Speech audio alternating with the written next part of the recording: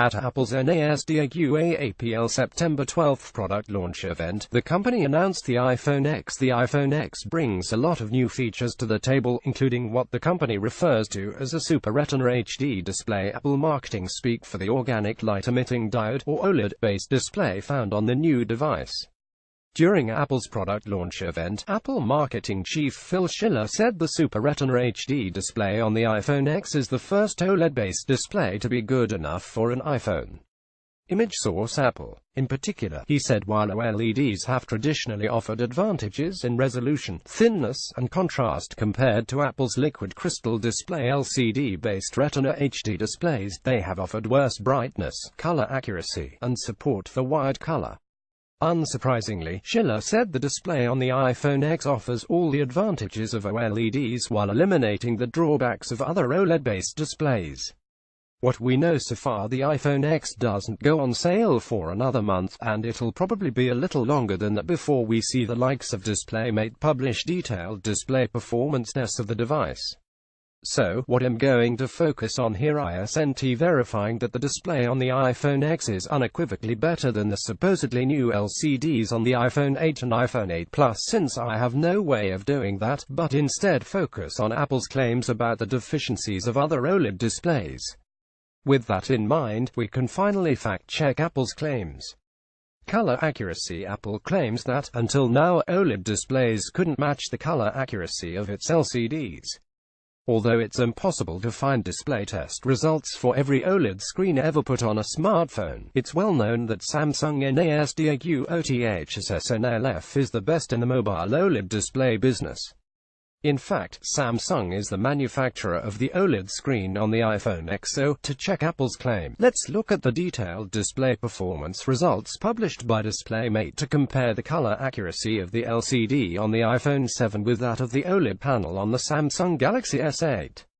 DisplayMate's results indicate that the average color error in the RGB color space on the Galaxy S8's display is 2.3. Lower is better, with the largest error coming in at 4.8. DisplayMate's testing shows that the average color error in the RGB color space for the iPhone 7's display is just 1.1, with the maximum color error coming in at 2.8.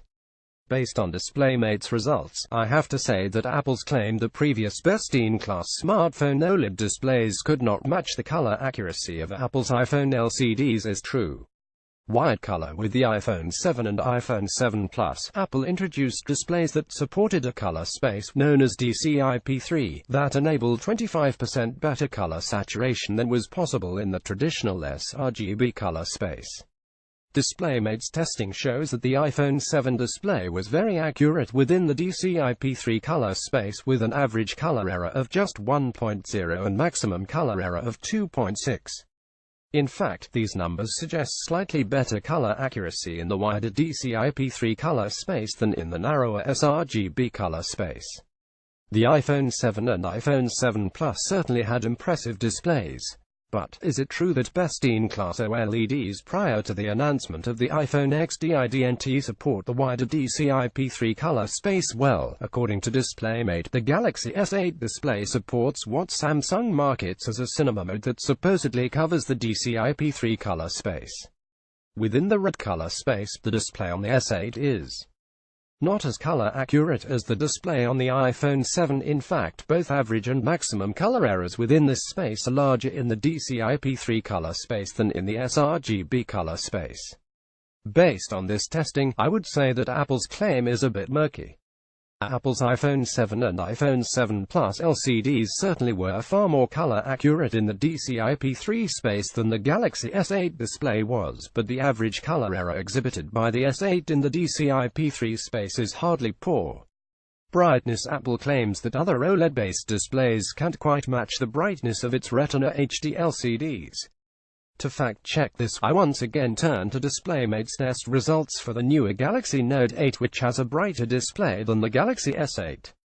Per the testing, with the automatic brightness enabled, the display on the Galaxy Note 8 delivers brightness levels of between 575 nits and 1020 nits. By contrast, with automatic brightness enabled, the iPhone 7's display can achieve a brightness of 705 nits. Interestingly, Apple says the iPhone XS display offers a maximum brightness of 625 nits. At this point, it said that Apple's claims regarding brightness are on shaky ground, though it'll wait for detailed testing of the iPhone XS display by DisplayMate or another similarly reputable set of experts before casing final judgment here.